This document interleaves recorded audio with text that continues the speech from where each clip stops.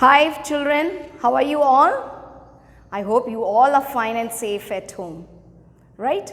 So let's begin with your English Honeydew classes, and in this session we'll be doing Unit 3 Glimpses of the Past, and this is the fourth part of this unit.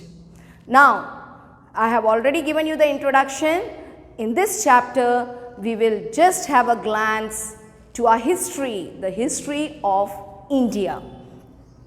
And in this chapter you will have some episodes being taken during our freedom struggle, and it is from a freedom movement, and it's taken by S.D. Sawant. Now, in the previous video, I have taken the two episodes of this chapter. Now, in this video, I'll be taking the 4 episodes. One is the third one, British rule during the period 1765 to 1836. Then the fourth, Ram Mohan Roy, a great scholar, and how his ideologies has helped Indians to come out of superstition, and that is during the period 1772 to 1833. Then you have fifth one, oppression. Period is 1765 to 1835. Sixth one is dissatisfaction, when Indians started realizing and thinking that they need to speak up, they need to react to what Britishers are doing, and it's during the period 1835 to 56. So let's begin with third one. So children, now we'll be doing the third part of this chapter, and it starts with British rule, and it is between the years 1765 to 1836. Religious leaders preach ideas like untouchability and child marriage, and this was a time when we had a lot of superstition in our country. The religious leaders were preaching about all these things and misguiding our people. Anyone who crosses the seas loses his religion. Now, these are all superstition. Okay, if you cross a sea, you will lose your religion. So all these things were put in the minds of Indians. All the misery in the world is due to women. Now, this is the time period when people started disrespecting women. This is the time when they started cursing girl child. And why? Because the leaders, they were preaching, they were telling to people, they were putting in the minds of the people that all the misery, jo bhi kharab ho raha hai, it's all because of women, which is completely wrong. The truth was that Indians had lost self-respect. The British scorned them. They hated them like anything. Britishers hated Indians a lot, which we can even witness the way they behaved, the way they tortured them. The natives are unworthy of trust, incapable of honesty. Okay, so this is the conversation between Britishers. They think that the local people, they are very dishonest, you cannot trust them. And see, some of the Indians were also with them. That was the irony of that time. That's the reason that Britishers could rule us for such a long time, because many of Indians were also involved in all the conspiracy. True, your honor, but I am honest. वो दूसरों को dishonest बताते हैं, but अपने आप को honest बताते हैं. That's very bad. Being merchants, the British wanted quick profits. उनको जल्दी पैसे कमाना था. Their heavy taxes forced farmers to abandon their fields. They were charging so much of tax कि they were not able to pay. The farmers were poor people, and because of that they have to leave their field and go. But your men are taking all my crop, and whatever crops they were getting, they were taken away by the Britishers. So poor farmers के पास तो कोई profit आया ही नहीं. You are still in arrears, और उनको क्या बोलते थे, तुम्हें you have to give arrears, that means old debt. तुम्हारा जो पुराना पैसा जो देना बाकी है, that is also left, so how I can give you these crops. So this is how they were exploiting, Britishers were exploiting Indians.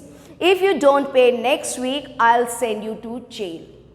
Okay, they were under complete slavery, they were tortured, they were exploited, and finally they were put in the jail also. Still, the British invented other methods which gave them more profits. Okay, so somehow they wanted to earn money, and for that they were oppressing Indians. The goods manufactured in England should not have any import duty when brought into India. Okay, they had so much of understanding that when it is for their profit, it's okay, but when it is to give it to the Indians, they never gave. A good idea. The East India Company's laws began to cripple Indian industries. Cripple means they started handicapping Indian industries, okay, because they were putting a lot of tax on Indian goods, but when it is from England and all, there were no taxes. So they were very partial in their laws. They were continuously trying to destroy Indian industry. Inevitably, famines followed. Okay, this is just the continuation of the previous one, that because they were taking away all the crops and the poor farmers, they couldn't pay the taxes, the heavy taxes which they were asked to pay as arrears. So they used to leave their field and go, and finally they have to die of hunger and starvation. So famines followed between 1822 and 1836. 15 lakh Indians died of starvation. Indians have gone through a lot during that period. The British policies ruined the expert artisans and their business. So it was not only Indian industry which was handicapped, they started destroying the artisans. Artisans कौन होते हैं? जो skillful people होते हैं, like handicraft, sculpture. So they were also ruined.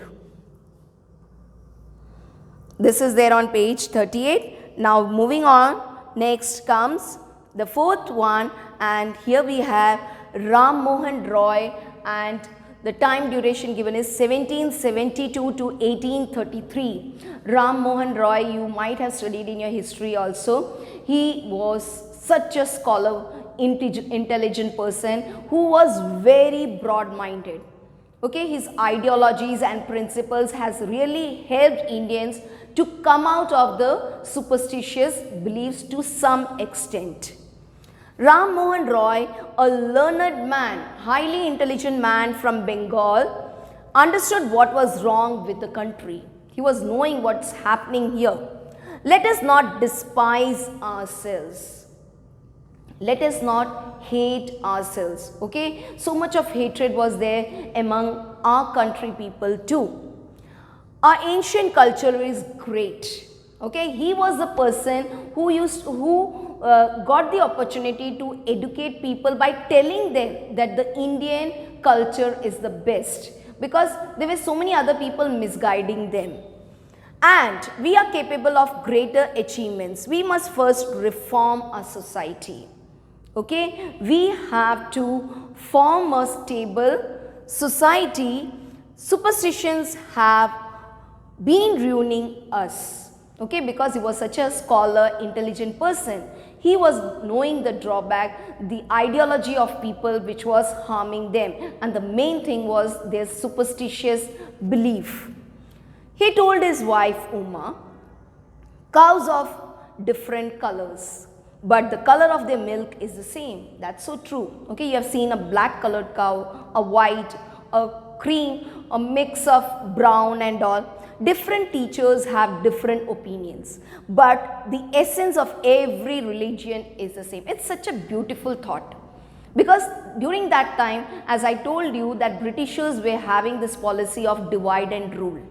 But this scholar man, Raja Ram Mohan Roy, what he taught, and see the way he was conversing with his wife and the way the thoughts were coming out of his mind, that cows are of different color, but the color of the milk is the same. We all belong to different religion, but our ideology is the same. Our religion never teaches us to kill other religion. Our religion never teaches us to harm someone. It always tells us to be united and love one another, forgive one another. That is the beauty of all religion. But the irony of all that is, we people always fight in the name of religion, which should not be there. And see, people like Britishers, they take advantage of us fighting for such silly things. He was attracted by science and modern knowledge. See children, we all are educated, but the real sense of education comes when we can broaden our minds. Okay, we may gather a lot of degrees and professional courses and all, but it is of no use if your mind is not broad-minded. Okay, you have to think about any particular topic or matter in a broader way, and not by your way.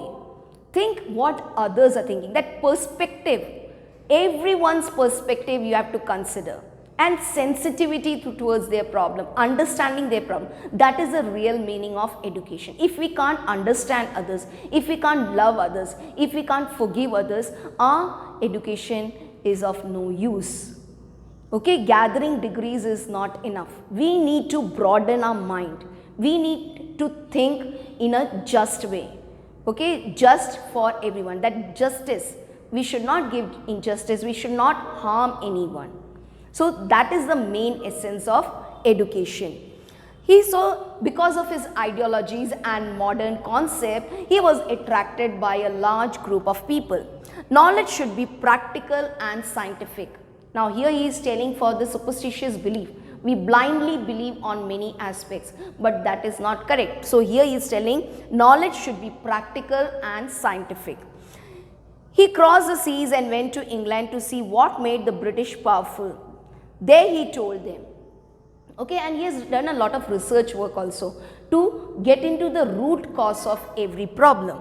We accept you as rulers. Now he is telling this for Britishers. We accept you as rulers, and you must accept us as subject. Now subjects are the people, those who come under that ruler.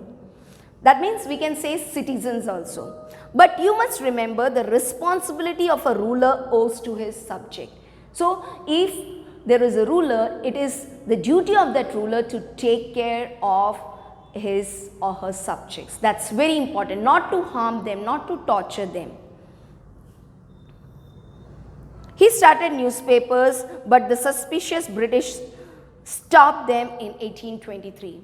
As I said, he was a very learned person. He even started a newspaper so that he can bring a change in the society, but Britishers would have felt that there is a threat and they stopped that newspaper.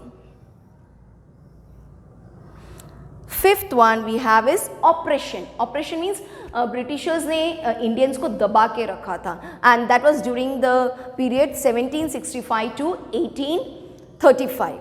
But the British continued to oppress Indians. In 1818, they had passed Regulation 3. And what was that? Under it, an Indian could be jailed without trial in a court. Okay, essay they can put them in the behind the bar in the jail. Otherwise, they are supposed to be presented before the judge and the trials are held. But no, their rules were very flexible when it came to torture the Indians. All the time, British officers in India drew big salaries and also made fortunes in private business. It was a good time for them. They have earned a lot of money because, you know, as I said, they were very partial. By 1829, Britain was exporting British goods worth 7 crore rupees to India. Governor General Bentinck reported back home, the bones of cotton weavers are bleaching the plains of Indians. Okay, cotton industry was one of the blooming industry in our country. They even tried to destroy that. The British prospered on the company's loot. Okay, the East India Company was looting Indians. They were making Indians handicapped because they were spoiled. The industries, our looms, our weaving handicraft, artisans, say they were ruining all of them, and because of that they were looting Indians, and because of that the British prospered on the company's loot, while Indian industries began to die. Sixth one is dissatisfaction, 1835 to 56. Education in India was in Persian and Sanskrit during that time. In 1835, an Englishman named Macaulay suggested a change. So Macaulay brought a change in the education system of India. We should teach the natives through the English language. I agree, this is the conversation. You can see through the speech bubble they are conversing. English education produced clerks to whom the British gave petty jobs under them. उन्होंने education तो दिया, but what they did, they gave small jobs to these educated people. Incidentally, it also produced a new generation of intellectuals, but there was a plus point that because of this education, there were really some scholars and intellectually strong people among us. We must educate our brothers and try to improve their material conditions. For that, we must convey our grievances to the British Parliament. So, now here the speech bubble is between the Indians. They are saying that we must educate our brothers, but not sisters. They are talking that we must educate our brothers, and because they were educated, they thought of putting it forward to British Parliament. Their problems, grievances means their problems and issues, to put forward to the Britishers. By 1856, the British had conquered the whole of India. You can see the map. Okay, this yellow color shows the states and the red color shows the British area. See, slowly, gradually they have completely occupied the whole of our map. They cared little about the needs of Indians. They never cared about Indians. Our kings have become puppets. Okay, they were in whose hands the strings were? In the hands of Britishers. Wherever they move the strings, they have to obey to them. And we have lost our old jobs and lands. They are converting our brothers. You only talk. Do something to drive them out. So, what they are discussing, see, if we just talk, it won't help. We have to do something to drive them out of our land. Children, now as you have read the chapter, you have come across some of the difficult words. So, I have listed them here with the meanings. You don't have to write it, but this is just for your understanding, so you can understand the chapter in a better way. Untouchability. It is a practice in which some lower caste people are kept at a distance. This was a time when people started discriminating between high caste and low caste, and so this concept was introduced. Scorn, it's hated, or you can say to show lack of respect. Arrears, money that somebody owes that he or she should have paid earlier. Okay. Fourth one is inevitably, that is naturally. Artisans, a person who makes things skillfully. I gave you some example like handicraft, anything, sculpture. Ruined, to spoil something. So children, in this session we will be doing comprehension check, page 45. Question number 3. Who is an artisan? Why do you think the artisans suffer? This answer you will get it from picture 3. And the answer is, an artisan is a craftsman skilled in some trade. They suffered because the goods that they produced lost demand in the Indian market. Next is working with text. Answer the following questions. First one, do you think the Indian princes were short-sighted in their approach to the events of 1757? And the answer is yes. The Indian princes were short-sighted in their approach to the events of 1757. Next is, how did the East India Company subdue the Indian princes? The Indian princes were constantly at war with each other. They called the English merchants to help them in their fights. You know that was the main reason. The people had no peace due to such constant fights. The rivalries helped the East India Company subdue the Indian princes one by one. Third one, quote the words used by Ram Mohan Roy to say that every religion teaches the same principle. It was a very beautiful concept which he has brought. According to Ram Mohan Roy, cows are of different colors, but the color of their milk is the same. Different teachers have different opinions, but the essence of every religion is the same. The question is, in what ways did the British officers exploit Indians? The British rulers passed a resolution under which an Indian could be sent to jail without trial in a court. The goods manufactured in England were exempted from custom duty, which we have already read that. The officers prospered by the company's loot and their private businesses flourish. So children, homework for today's session is, you will be writing comprehension check page 45, question number 3 in notebook.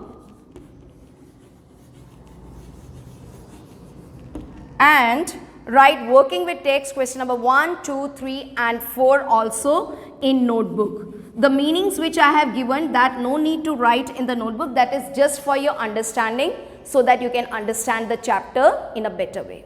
Okay? So bye and may God bless you.